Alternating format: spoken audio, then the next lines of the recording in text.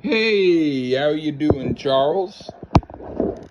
I'm doing great. Howdy, y'all. We're going to do a little country music today, huh, there, Lee? Yep. And we've done some country. We've done some really good country on this channel, and Yeah. in past episodes, we've done the Great Conway Twitty, some Yeah. Loretta Lynn. What was that one with Dolly Parton, Linda Ronstadt, and Oh, yeah. Emmylou Harris? What a trios! Yeah. What a great album that was.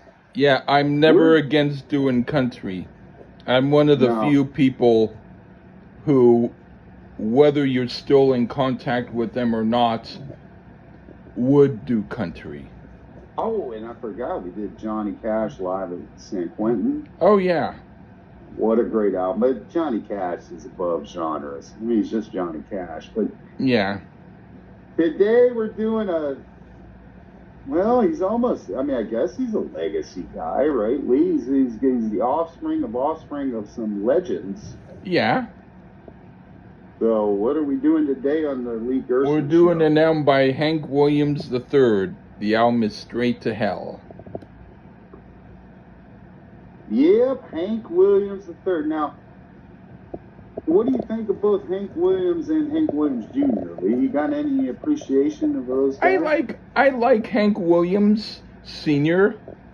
I like some of Hank Williams Jr.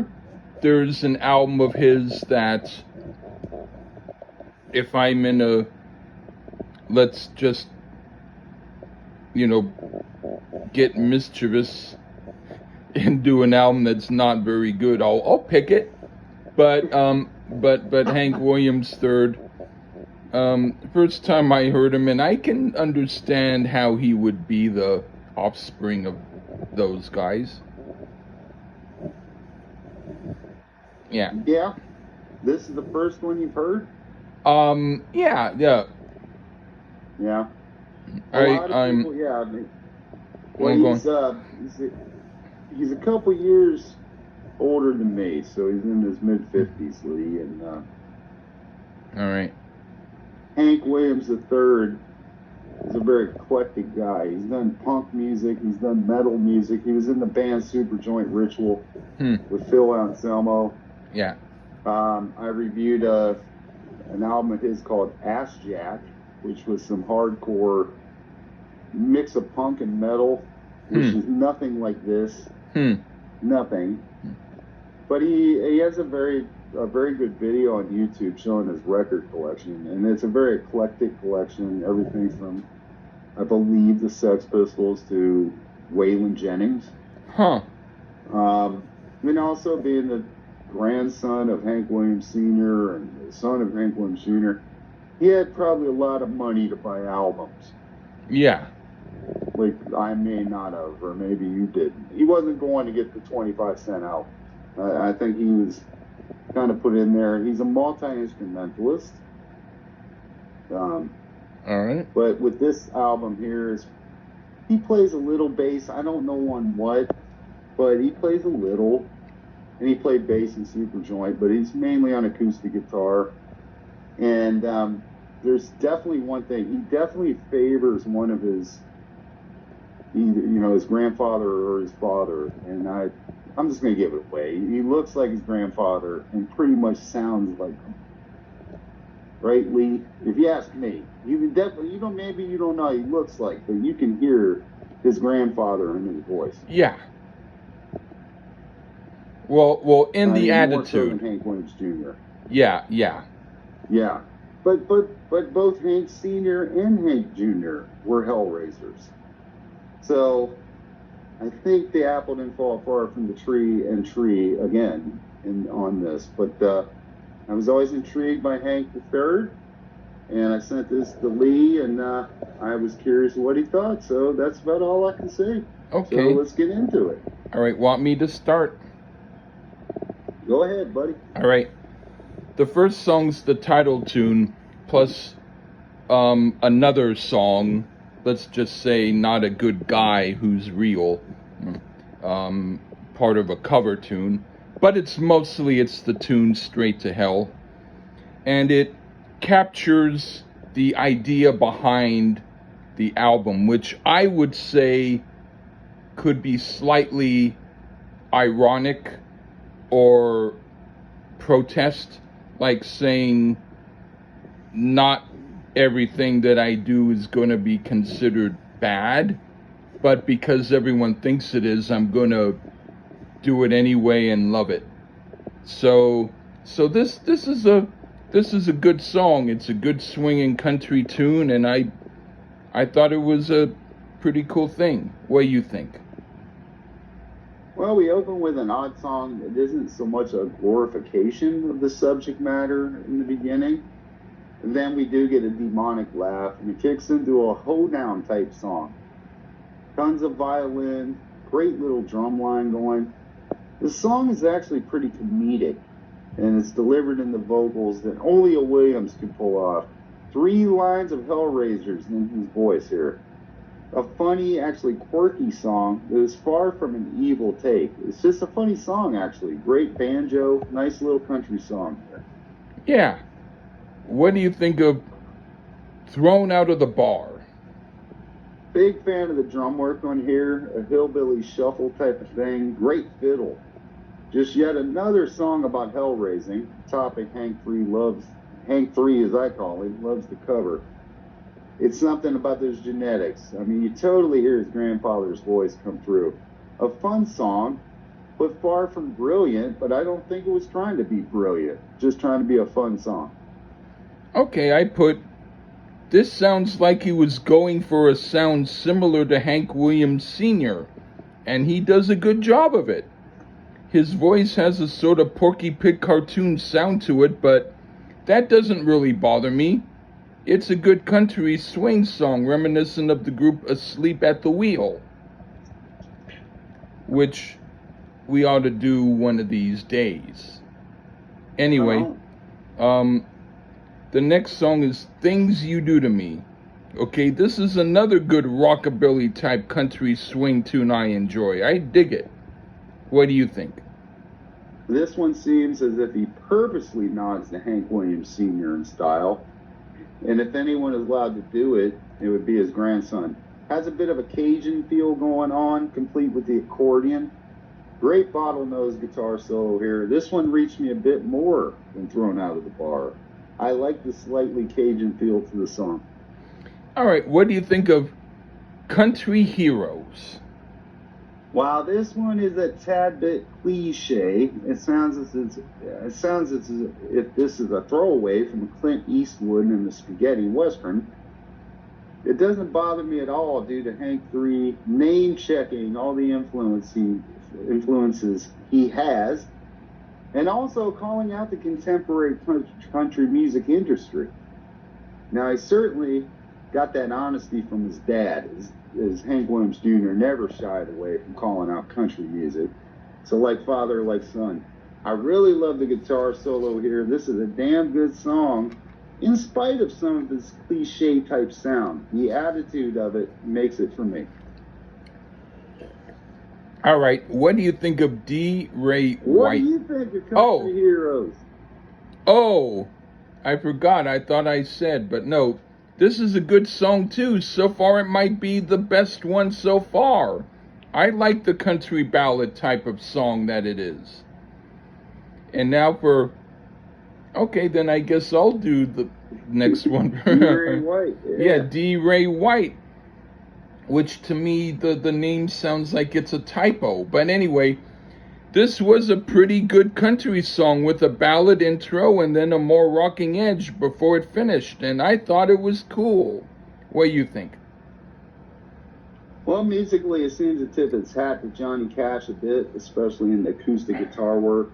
The cool part of the song is the outstanding fiddle solo, where we kick the tempo up a bit during that section, and then it keeps up the tempo. This is a great integration of classic country musical instruments. The fiddle, acoustic guitar, and banjo. Could be the best band track up to this point on the album. I enjoyed this one, but if you hate country, you won't like this at all, because it's an uber country track, no doubt. Right on. What do you think of Low Down? Yeah, hell, we even give us a little bit of female backing vocals on this song. And up to this point, this one could be the most accessible for rock fans as far as this track, as I get a similar feel to some of the country style tracks that the Rolling Stones did in their day. This is like something that Kid Rock would hope to be able to pull off. Sometimes he comes close, but just lacks that pure country feel that Hank just genetically has. Another fine one here, and I think rock fans could give this one a whirl. Right on. I put, this is another good song that would be good to hear while going on a lonesome walk in the sunset. It's right on. Now for Pills I Took. Okay, this is a short, humorous song. Or at least I thought so. I thought it was good. I liked the melody and the sense of humor behind it. What do you think? Well, one thing about this one, you don't get any of that homogenized sound that is riddled in the country music of today, or pop music, or rap music, or hell, pretty much every form of modern music. There's nothing corporate here, just a hoedown type of song, plenty of banjo, fiddle, and this is just pure country, with hilarious themes running through the lyrics. Nothing profound, just a fun song with a splash of humor. All right. What do you think of Smoke and Wine? I thought the drums are rather kick-ass here, as well as the guitar work throughout this one. An up-tempo stomper. Sure, it's a country song, but this has more fire than like 97% of most grunge tunes. The electric guitar work is the standout on this. Outstanding rapid-fire playing going on. Even the fiddle is rapid-fire throughout. This seems like you got a little influence from the great Charlie Daniels on this one, Lee. Yeah. Or I could hear him pull this one off, old Charlie Daniels. Another solid country song that wears its influences on its sleeves and wears them well. Right on. I thought this so far is the best song on the album. I like the country fast rocking vibe to it, and it's cool as if I could hear it at an Appalachian party. Right on. Now for my drinking problem. Okay, I'll have to wait to sip because I don't have any more chaser, but this is a cool song and I liked it. The humor in it is cool and I like the melody. It's a good song. What do you think? Well, the song wasn't written by Hank III, so I'm guessing it's a cover of some type of song that somebody else wrote. Well, somebody else wrote it, so I don't know. Maybe it was recorded before or not, I don't know. It seems more akin to his father, Hank Williams Jr. in style here, but as if his granddad sang it. Because Hank Williams III sounds like Hank Williams Sr., not any bit at all like his dad. But the attitude has more of a Hank Williams Jr. feel to it. The guitar work is outstanding. Great guitar solo. Perhaps this one is a bit too cliched for my taste, but it has its charm. I got off on it, but a bit lesser than some of the other tracks thus far. Okay. What do you think of Crazed Country Rebel? Yeah, well, we're hitting the point where we have a bit too much cliche going on. And I have two complaints so far. If I had a complaint, it's more of a theme of the album. Like, we get your Rebel and make... Hello? Oh, one moment. Oh, hello? Oh, something happened with my... all right, now, all right. Last one... Yeah, my connection went out. This song is kind of try hard and comes... Are we on? Are we on? Yeah, it's just my connection from my speaker went off for a moment. So anyway, but go on, sorry. Well, this one was just too try hard. Like, it comes across like a generic country song for karaoke and just singing stuff that wants to shock, and it makes me want to snooze. Like, this one could have been cut, if you ask me. Okay, did I tell you what I thought about it? No, you did not. All right, this is a cool song too. It's one of the ones I like best so far. I like the song and the way it's played, and the message isn't bad either. It's filled with humor, but I can dig the vibe. That's Craze Country Rebel, right? Yeah. Yeah. All right. I'll I'll pretend it's another song, and I'll switch my notes. One moment. No, I'm kidding. Anyway, now for Dick and Dixie. This is a fun song too. I can understand the sentiment, and I agree. I think it's hip. What do you think? Now, this is what I'm talking about. I wasn't so wild about Crazy Country Rebel, but this one, sure, some of the lyrics are a bit over the top, the Dick and Dixie, cunt and country. But the point is a critique of the corporate country that is usually on the radio stations around the country, and he is right, 100%. Plus, the banjo and guitar work is so badass here. Now, this is more rebellious than the previous track by far, which had it in the title. Dick and Dixie is a fun one and has something to say. All right. What do you think of Not Everybody Likes Us? A bit of hillbilly blues here. Definitely country, but has a bit of a blues tempo and feel to it. A slow dance type of song, drinking some Miller High Life and crying about love lost type feel. More shout outs to some country heroes here. Definitely a type of song that you either like or don't. It's pure country, no misconstruing this one. I love it. And I'm a casual country fan, by the way, so I love it. Well, I mean, let's be honest, good is good. This isn't groundbreaking, it's just pure country. Plus, he calls out Kid Rock a bit, which is actually hilarious because there was a rumor that Kid Rock was Hank Williams Jr.'s kid, and Hank Williams III addresses it in the song. Fuck yeah. Go ahead, Lee. All right, I like this perhaps better than some of the faster tunes. I like the slowed down pace, and the gun firing off in the song made me think at first the sound came from outside, but when I heard that part again, I realized it was part of the song. Clever move. Cool song, I like it. And then I know that there's two more songs that I didn't hear because... No, we got Angel of Sin, right? Yeah, but what I mean is two more songs after this that I didn't hear because I thought it was one of those YouTube things where someone puts on a 50-minute infomercial. No. But I will hear them later. But for now, this is the last song for this particular review, and it's called Angel of Sin. Okay, this is another good song, and even though it's not an album closer, I put "and a good album closer" because it makes everyone calm down and listen. And by that time, they can probably drive home from the bar and feel a little bit sober. It's pretty cool. What do you think? Well, this was actually a 2-disc album. I wasn't clear of that, and I should have clarified that with Lee.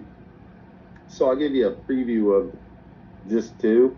You don't need to hear it unless you like 42 Minutes of Hell on one song. But on this closer, on disc 1, Angel of Sin, we close with a slow country ballad, a hallmark of the style. I enjoy the sound of the production on this one, especially on the pedal steel guitar, which has a damn near Hawaiian type sound to it. So a bit of blending of styles on it. Perhaps the oddest sounding one at points, but in a good way, far from a bad way. So 100% his grandfather comes through on this one. Overall, a very solid album. You don't need to hear disc 2 unless you're Lee, because you probably should. But we will never review those. Okay. But for you folks, it is a 2-disc album. The second disc is just a 42-minute song and a 3-minute song. The 42-minute song, if you love Revolution 9, you'll love it. Okay. I don't tell you. All right. Which is odd on this album. Now, the other complaint I do have is I think he should have trimmed it a song or two on disc 1. Okay. He would have had an excellent album. But I will give you a spoiler, Lee. A Yeah. lot of his other country albums are as good as this. Okay. I was So, thinking about wanting to hear some of them. I hear he's got 11 albums that are solo albums. So there's a few more that I'll check out. yeah, and I don't dislike Hank Jr. as much as Lee. I dig Hank Sr. I'm probably the reverse. I probably like Hank Jr. a little bit better than Hank Sr., but Oh, I understand how Hank Sr. is a legend, yeah. and We'll his Your definitely Changing do the Heart and all album that I plan to do. Yeah, I have nothing against him. He's a legend. But Yeah. that's what's crazy is that this young, well, he's not a young man. He's older than me by 2 years. But we're young, me and him. He sounds like his granddaddy. That's what Minnie Pearl told him. It's scary how much he sounds like Hank Williams Sr. Oh, wow. Yeah. So it's crazy. Genetics is something else. But I'm glad you enjoyed this album, Lee. Thank I you. picked a good one. Yeah, you did. You can Once pat in a blue moon. you can pat your back if you want. Well, that's you and Joyous Noise. Pat yourself on the back for that. So Okay. back at you. Let's see if this next review we got coming in another minute or two that'll be on the YouTube if we feel the same. Okay. There you go. I think well, even We if don't I know. say Let's not say. even if I all right, I was going to say some, but instead I'll just say, all right, take care, everybody. You guess. You guys Bye-bye. check the review, like, share, subscribe. All right. Bye-bye.